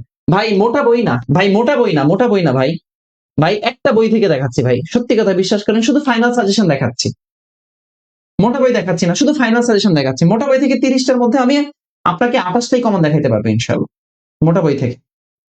শুধু ফাইনাল সাজেশন দেখাচ্ছি ব্রাদার, শুধু ফাইনাল সাজেশন, মানে এই 140 পাতার বই থেকে দেখাচ্ছি, ঠিক আছে? মাফ করবেন ভুল হলে। আসেন, চীন, ওয়ান বেল্ট ওয়ান রোড ইনিশিয়েটিভের প্রবক্তা দেশ চীন, সাজেশন 91 পৃষ্ঠা। প্রশ্ন আসেন, ফাইনাল সাজেশনের প্রথম পৃষ্ঠার প্রথম লাইন, এই যে বিশ্বাস না হলে আমি দাগায় রাখছি, এই যে প্রথম পৃষ্ঠার প্রথম লাইন, প্রথম ছবি থেকে প্রশ্ন আসছে। প্রথম পৃষ্ঠার প্রথম লাইন প্রথম ছবি থেকে আসছে। এটা প্রথম পৃষ্ঠার প্রথম লাইন। প্রধান বিচারপতি রেফাত আহমেদ, 25তম বিচারপতি, 25তম বিচারপতি, এটা আসছে। আসেন পরের প্রশ্ন আসেন, পৃষ্ঠা নম্বর 90, দূরপ্রাচ্যের দেশ 5টি এশিয়া মহাদেশের জাতিসংঘ বিশ্ববিদ্যালয় অবস্থিত টোকিও, জাপান, 1973 সালে প্রতিষ্ঠিত হয় জাতিসংঘ বিশ্ববিদ্যালয়। এরপরে আসেন, অন্তর্বর্তীকালীন সরকারের নারী উপদেষ্টা 4 জন। দেখেন পৃষ্ঠা নাম্বার 15 সাম্প্রতিকই আছে, অন্তর্বর্তীকালীন সরকারের নারী উপদেষ্টা। আসবো আমরা খেলাধুলা, খেলাধুলার মধ্যে দেখেন ভাই আমি অলিম্পিক নিয়ে এই কয়টা জিনিস দিছিলাম লিখে। খেলাধুলা, অলিম্পিকের রিং রয়েছে 5টা, এশিয়ার রিং হলুদ, ইউরোপের রিং নীল, আমেরিকার লাল, আফ্রিকার কালো, ওশেনিয়ার সবুজ মহাদেশ। আসেন দেখেন পৃষ্ঠা নাম্বার হচ্ছে 71, অর্থনীতি সংক্রান্ত শব্দ তত্ত্ব প্রবক্তা, বেইল আউট হচ্ছে অর্থনীতির সাথে জড়িত বিশ্বগ্রাম global village, Marshall McLuhan, Marshall McLuhan. আসেন ফাইনাল সাজেশন দেখাচ্ছি ভাই ব্রাদার, ফাইনাল সাজেশন দেখাচ্ছি। অনেকগুলো বই মিলে না, শুধু একটা বই থেকে দেখাচ্ছি আমরা, একটা বই। বাকি বইগুলো যদি মনে করেন যে স্যার আপনি আমাকে দেখান বড় বই থেকে কয়টা আসছে, আপনার কি মনে হয় এটা বড় বই নাই? আছে, দেখাবো, সমস্যা নাই, বড় বই আছে, কাজী আরো আছে, দেখাচ্ছি, শেষ হয় নাই। হামাস ও ইসরায়েলের সংঘাত, এই দেখেন একটু খেয়াল করেন, এটা মেডিকেলও আসছে, এই উপরের প্রশ্নটা মেডিকেলে আসছে। হামাস নিয়ন্ত্রিত ফিলিস্তিনের গাজায় ইসরায়েলের সর্বাধিক যুদ্ধ ঘোষণা 8 অক্টোবর, এটা এই বছরে মেডিকেলে আসছে। ঠিক তার পরের লাইনটাই, ইসরায়েলের হামাসের অভিযানের নাম কি? অপারেশন আল আকসা ফ্ল্যাগ, এটা আসছে ঢাবিতে। উপরেরটা মেডিকেলে, পরেরটা ঢাবিতে। দুইটা লাইন দিছি, হামাস ইসরায়েলের প্রথম দুইটা লাইন, সে দুইটা লাইনই একটা ঢাবিতে একটা মেডিকেল, একটা ঢাবিতে একটা কোথায়? মেডিকেলে। আমাকে লাইভের সময় কেউ কল দিয়েন না ভাই, আমি লাইভে আছি। আচ্ছা এরপরে আসেন, হামাস ইসরায়েলের পরে আসেন। আপনার কি মনে হয় শুধু বই? আমি আমার পেইড ব্যাচে এগুলো পড়িয়েছি। আজকে পেইড ব্যাচের শিক্ষার্থীরা এসে বলছে ভাই জিকে কোপ, যা পড়াইছেন তা পারছি। আল্লাহর কাছে শুকরিয়া যে আল্লাহ এতটুকু সাইকোলজি দিয়েছে, এতটুকু সাইকোলজি দিয়েছে যে যে ভাই মানে এতটুকু তো আল্লাহ আমাদেরকে শক্তি দিয়েছে, সাইকোলজি দিয়েছে যে কি আসতে পারে, কতটুকু আসতে পারে। বিশ্বের প্রথম নারী, নারী ব্যক্তিত্ব, পৃষ্ঠা নম্বর 113। ভাই সাজেশনের পৃষ্ঠা 113, এই বই দেখলেই বোঝা যায় এটা সাজেশন নাকি বড় বই। মুসলিম বিশ্বের প্রথম নারী প্রধানমন্ত্রী, পাকিস্তানের বেনজির ভুট্টো। এরপরে আসুন, কি বলছিলাম, এই যে 3টা লাইন গিয়েছে, সিরিয়ার বাশার পরিবারের 53 বছরের শাসনের অবসান, ফের শাসনের পতন ঘটল। আচ্ছা দেখেন এই যে বাশার সরকারের পতনের নেতৃত্ব দেয় হায়াত তাহরি আল শাম, পৃষ্ঠা নাম্বার 29, পৃষ্ঠা 29। আসেন পরের প্রশ্ন, টাইটান, দেখেন টাইটান, টাইটানের সলিল সমাধি, টাইটান নামক ডুবুযান, দেখেন টাইটান নামক ডুবুযান। এর আগেও টাইটানিক নিয়েও প্রশ্ন আসছে যে টাইটানিক জাহাজ 1912 সালে ডুবছে, এটাও একবার প্রশ্ন আসছে টাইটানিক। তাহলে টাইটান থেকে টাইটানিক, ওই যে টাইটানিক দেখতে গেছে যে ডুবুযান, সেটাই প্রশ্ন, ঠিক আছে। আচ্ছা এরপরের প্রশ্ন, এই এই কোশ্চেনটা, এই কোশ্চেনটা অনেকে পারেন নাই, বলছেন ভাই এটা কোথায়, দেখেন পৃষ্ঠা নাম্বার বের করেন 84, ফাইনাল সাজেশনের 84-তে বের করেন তো ভাই। আমি আজকে নিজে বসে বসে দাগাইছি, এই দেখেন এটা আমার লেখা, এটা আমার লেখা, এই যে দেখেন এটা আমার লেখা, এইখানে যা দাগাইছে আমি নিজে আজকে বের করে এগুলো দাগাইছি। এই দেখেন এই যে হলো 84 নম্বর পৃষ্ঠা, আপনার সাজেশন, এই যে 25 সালের সাজেশন, এই যে 25 সালের সাজেশন। সামাজিক পরিবর্তনের ক্ষেত্রে সামাজিক বিবর্তন তত্ত্বটি কার? Hubbard Spencer. আসেন এইবার আসেন মুসা খার মসজিদ, দেখেন ঢাকা বিশ্ববিদ্যালয় করি 350 নম্বর পৃষ্ঠায় মসজিদের উত্তর পূর্ব কোণে মুসা খানের সমাধি রয়েছে। অর্থাৎ এই তথ্যটা আমাদের আছে, এই বইটাতে আছে, সাজেশনে আছে, শুধু আছে মুসা খা মসজিদের নির্মাতা কে এবং কোথায়, কোথায় আছে, কিন্তু শুধু এই সমাধি শব্দটা এই বইটাতে আমি দেই নাই, যুক্ত করি নাই, হয়তো আমার আনকনসিয়াস মাইন্ডে সমাধিটা যে আছে এটা লিখি নাই, কিন্তু মুসাখার মসজিদ কোথায় আছে, কে নির্মাণ করেছে, এটা সাজেশনেই আছে। কিন্তু শুধু আপনাদেরকে দেখানোর জন্য বড় বই থেকে সমাধি শব্দটাকে দাগ দিয়ে আমি এখানে দিয়েছি, এটা সমাধি শব্দটা। আচ্ছা, এবার আসে ব্রিক্স। দেখেন, ব্রিক্স থেকে 2010 সালে আফ্রিকা বের হয়ে যায়। ব্রিক্স হয় 2010 সালে দক্ষিণ আফ্রিকা যোগ দিলে, দক্ষিণ আফ্রিকা যোগ দিলে। Okay? আচ্ছা, এরপরে আসেন, এরপরে আসেন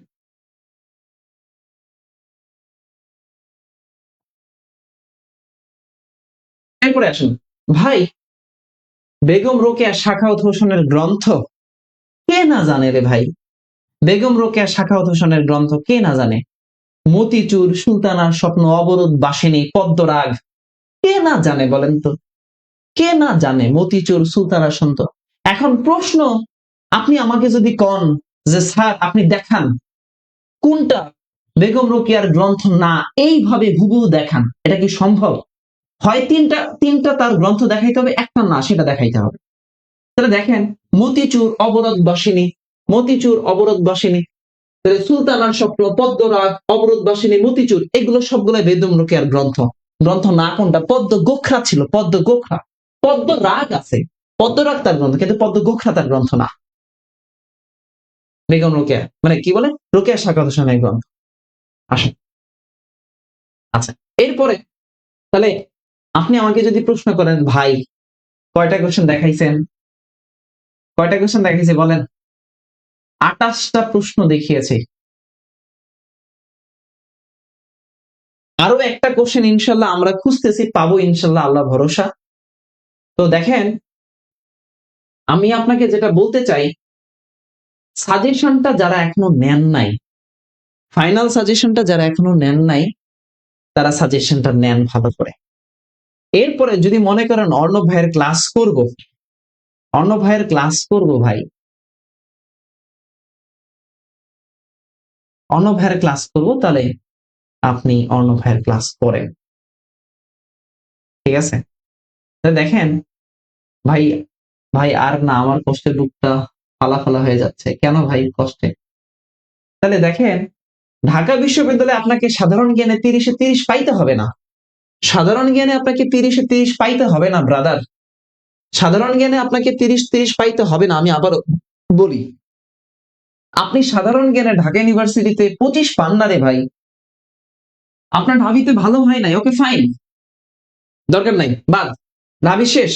সামনে জগন্নাথ আছে, সামনে জগন্নাথের পরীক্ষা আছে, জগন্নাথে আছে রিটেন। আমি বলি মুখ দিয়ে যা বলবো চলে আসবে, মুখ দিয়ে যা বলবো চলে আসবে জগন্নাথে। মুখ দিয়ে যে 10টা প্রশ্ন কথা উচ্চারণ করব, যে 15টা উচ্চারণ করবো, সেই 15টার মধ্যে 9 থেকে 10টা কোশ্চেন কমন পাবেন ইনশাল্লাহ, আল্লাহ ভরসা। আপনি আমাকে যদি বলেন ভাই চবি, আমার প্রাক্তন বিশ্ববিদ্যালয় হচ্ছে চবি, আমি আপনাকে গ্যারান্টি দিয়ে পড়াবো চবিতে। আমি যদি বলেন ভাই রাবি, আমি আপনাকে রাবিতে গ্যারান্টি দিয়ে পড়াবো। গত বছরে আমার রাবিতে মানে 10ম হয়েছে শিক্ষার্থী, আমি আপনাকে গ্যারান্টি দিয়ে বলবো। কাজেই আপনি যদি আমাকে বলেন ভাই যাবি, যদি বলেন যাবি, ভাই যাবি নিয়ে গত 6 থেকে 7টা বছর যে অ্যানালাইসিস করতেছি, আল্লাহ ভরসা, যে অ্যানালাইসিস করতেছি যাবি নিয়ে, কোনো প্রেশারের কিচ্ছু নাই, আল্লাহ ভরসা, আমি আছি। Arnab sir is here and Mihir GK final suggestion is here. So আপনি আল্লাহর রস্তে যাদের কাছে সাজেশনটা নাই, তারা সাজেশনটা নেন, ফাইনাল সাজেশনটা নেন। আর আগামীকাল থেকে আমাদের পেইড ব্যাচ শুরু হচ্ছে। মিহির স্যার সাধারণত অনলাইনে পড়ান না, আমি জবের ব্যাচ পড়াই, আমি অ্যাডমিশনের ব্যাচ পড়াই, হ্যাঁ সবকিছু আমি পড়াই, সব তদারকি আমি করি। সো ভাই, আপনার যদি মনে হয় আমি অর্ণব স্যারের কাছে পড়বো, তাহলে প্লিজ আপনি আসতে পারেন। আমি আপনাকে কথা দিচ্ছি, আমি দায়িত্ব নিয়ে, রেসপন্সিবিলিটি নিয়ে আপনাকে পড়াবো। এই যে আজকে ক্লাসে দাঁড়িয়ে এত কনফিডেন্সের সহিত কথা বলছি, এটা বলতে পারতাম না যদি সেই কনফিডেন্সটা না থাকতো, যদি সেভাবে না পড়াতাম শিক্ষার্থীদেরকে। স্টুডেন্ট যদি কমন না পেতো, তাহলে আজকে এইখান ক্লাসেই গালিগালাজ করতো আমাকে, এইখানেই করতো গালিগালাজ, এখানে বলতো কি পড়ান না পড়ান কমন আসে না, কি বই লিখছেন কমন আসে না, স্টুডেন্ট নিজেরা বলতো। কিন্তু দেখেন, আল্লাহর কাছে শুকরিয়া আদায় করি, আল্লাহর কাছে শুকরিয়া আদায় করি যে আল্লাহ আমাকে জ্ঞান দিয়েছেন, প্রজ্ঞা দিয়েছেন, ধৈর্য দিয়েছেন, মানে পরিশ্রম করার মানসিকতা দিয়েছেন। আমি ইনশাল্লাহ আপনাদের জন্য চেষ্টা করব। ফাইনাল সাজেশনটা আপনি বাজারে পাওয়া যাচ্ছে, আপনি ফাইনাল সাজেশনটা কালেক্ট করেন, খুব বেশি নাম না, 200 টাকা দাম। এবং একই সাথে আমার যে কোর্সটা আছে সেটা একদম এই বছরের অ্যাডমিশন পর্যন্ত চলবে। আপনি যদি মনে করেন ভাই আমি আপনার কোর্সে আসবো, প্লিজ আপনি আসতে পারেন আমার কোর্সে, কোনো আপত্তি নাই, আসতে পারবেন। আপনি আসতে গেলে যেটা করতে হবে, জাস্ট আপনি আমাকে বিকাশ নাম্বারে জাস্ট টাকা পাঠিয়ে এই মুহূর্তে আপনি ভর্তি হয়ে যেতে পারেন। আমাদের বিকাশ হেল্পলাইন নাম্বারটা হচ্ছে, আমাদের বিকাশ নাম্বার হচ্ছে 01727998624। এটা হলো আমাদের বিকাশ নাম্বার। আমাদের কোর্স ফি হচ্ছে বিকাশ নগদ, এটাই আমাদের কোর্স ফি হলো 1020 টাকা। আমি আপনাকে কথা দিচ্ছি, আল্লাহ ভরসা, বেস্ট, আল্লাহ ভরসা, বেস্ট বেস্ট ক্লাস পাবেন, বেস্ট সার্ভিস পাবেন ইনশাআল্লাহ। আর আপনাকে সাজেশন শেষ করে দেওয়ার দায়িত্ব আমার, সাজেশনের পরীক্ষা নেওয়ার দায়িত্ব আমার, সাজেশনের সব মানে তদারকি করার দায়িত্ব অর্ণব স্যারের উপর দিয়ে দেন। আগামী কয়েকটা মাস আপনার যে যে ইউনিভার্সিটিগুলো টার্গেট আছে, জিকে তে সর্বোচ্চ মার্ক পাওয়ার দায়িত্বটা শুধু আপনি আমাকে দেন। এরপরে দেখেন, আপনাকে জিরো থেকে আমি হিরো বানাই দিব আল্লাহ ভরসা। যতটুকু পড়ছেন না সেটাকেই আমি ইনশাল্লাহ চাঙ্গা করে দিব। আপনার কাছে বটি আছে, দা আছে, সেই বটি দাঁতে এখনো ঠিক মতো ধার দেওয়া হয় নাই, এবং কোন জায়গায় ধার দিলে বটিটা ধারালো হবে সেটা এখনো হয়নি। আসেন, আল্লাহ ভরসা, আপনার বটি তাকে ধারালো করে দিব ইনশাআল্লাহ। ঠিক আছে, কাজী কথা কম কাজ বেশি ইনশাআল্লাহ। ম্যারাথন আর নিবেন না? অবশ্যই ম্যারাথন নিব, পেইড ব্যাচে ম্যারাথন নিব, ফ্রিতেও ম্যারাথন নিব, পেইড ব্যাচেও নিব, ফ্রিতেও নিব ইনশাআল্লাহ। আমাদের নেক্সট টার্গেট জগন্নাথ, আমাদের নেক্সট টার্গেট জাবি, রাবি, চবি, গুচ্ছ, বরিশাল। আস্থা নিয়ে পড়বেন সাজেশন, আস্থা নিয়ে অর্ণব ভাইয়ের পেইড কোর্সে আসেন, কথা দিলাম, আল্লাহ ভরসা বেস্ট কিছু পাবেন। জবের জন্য যারা আছেন ভাই, একই নাম্বারে আপনারা যোগাযোগ করে ভর্তি হয়ে আপনি আমাকে জানাবেন, আমি ইনশাল্লাহ আপনাকে অ্যাড করে দিব জবের জন্য, কোনো প্রেশার হবে না। স্যার এটা কি ফাইনাল সাজেশন জি? কি ইয়েস, এটা ফাইনাল সাজেশন জি, ফাইনাল সাজেশন জি, ফাইনাল সাজেশন জি। যারা যারা এই মুহূর্তে ভর্তি হবেন, এই মুহূর্তেই আপনারা ভর্তি হয়ে যেতে পারেন, আল্লাহ ভরসা। আগামীকাল থেকে আমাদের ক্লাস শুরু হচ্ছে ভাইয়া। এইচএসসি 25-এর জন্য জিকে বই এইটা, এইচএসসি 25 তোমরা যারা আছো তারা এটা কিনে বেসিক পড়া শুরু করতে পারো, তোমার জন্য বেস্ট হবে। এইচএসসি 25 ব্যাচের কেউ যদি থাকো, এটা এখন কিনে, এই বইটা এখন কিনে তুমি বেসিক অ্যাফেয়ার্সটা পড়ে ফেলো। 37 পৃষ্ঠা থেকে বেসিক অ্যাফেয়ার্স পড়ে ফেলো, একবার শেষ করতে পারলে পরীক্ষার আগে তোমার বেগ পেতে হবে না। ভাই সাস্ট ভুলে গেছেন? না না, সাস্ট ভুলি নাই, সাস্টকে আমরা কবর দিব ইনশাআল্লাহ, সাস্টের জিকে কে কবর দিব। ঠিক আছে, আল্লাহ ভরসা, আল্লাহ ভরসা, আল্লাহ ভরসা। আচ্ছা, আরেকটা বিষয় হলো অর্ণব স্যারের, আল্লাহ ভরসা। তো তোমাদের সবার সাথে আমার আরেকবার দেখা হবে। আর আমরা এখনো কমন কোশ্চেন দাগায় দেখাই নাই, আমরা এখনো কমন কোশ্চেন দাগায় দেখাই নাই। ন্যাশনালের জন্য কোনো কোর্স আছে কিনা? হ্যাঁ আছে ভাই। বিসিএস এর জন্য কোনো ব্যাচ আছে? হ্যাঁ অবশ্যই বিসিএস এর জন্য ব্যাচ আছে বোন। আমাদের 1020 টাকার কোর্সে বিসিএস এর বেসিক টু অ্যাডভান্স ব্যাচ, আপনি ওই নাম্বারেই বিকাশ করে জানান যে স্যার জবের ব্যাচ, অ্যাড করে দিব। আচ্ছা কি বলে এটাকে, যে ভাই কমন কোশ্চেন কখন দাগায় দেখাবেন? পিকচার আমি বাকি হে মেরে দোস্ত, দেখাবো ইনশাআল্লাহ, দেখাবো ইনশাআল্লাহ। ক্লাসটা নেওয়ার জন্য অপেক্ষা করছিলাম, এরপরে দাগায় দেখাবো ইনশাআল্লাহ। দাগাইছি, আপলোড করা হয়নি, আপলোড করবো ইনশাআল্লাহ। সবাই ভালো থাকবেন, সুস্থ থাকবেন, নিরাপদে থাকবেন। আগামীকাল থেকে খেলা হবে, ব্যাচে দেখা হবে ইনশাআল্লাহ। আগামীকাল থেকে খেলা হবে, ব্যাচে দেখা হবে। আগামীকাল থেকে খেলা হবে, ব্যাচে দেখা হবে। ফাইনাল সাজেশনটা হাতে নিয়ে, ফাইনাল সাজেশন হাতে নিয়ে অর্ণব স্যারের পেইড কোর্সে খেলা হবে, দেখা হবে ইনশাআল্লাহ। যে কোনো লাইব্রেরিতে পাবেন, যে কোনো জায়গায় পাবেন। সবাই ভালো থাকবেন, সুস্থ থাকবেন, নিরাপদে থাকবেন। আল্লাহ হাফেজ, আসসালামু আলাইকুম, শুভরাত্রি, সবার জয় হোক।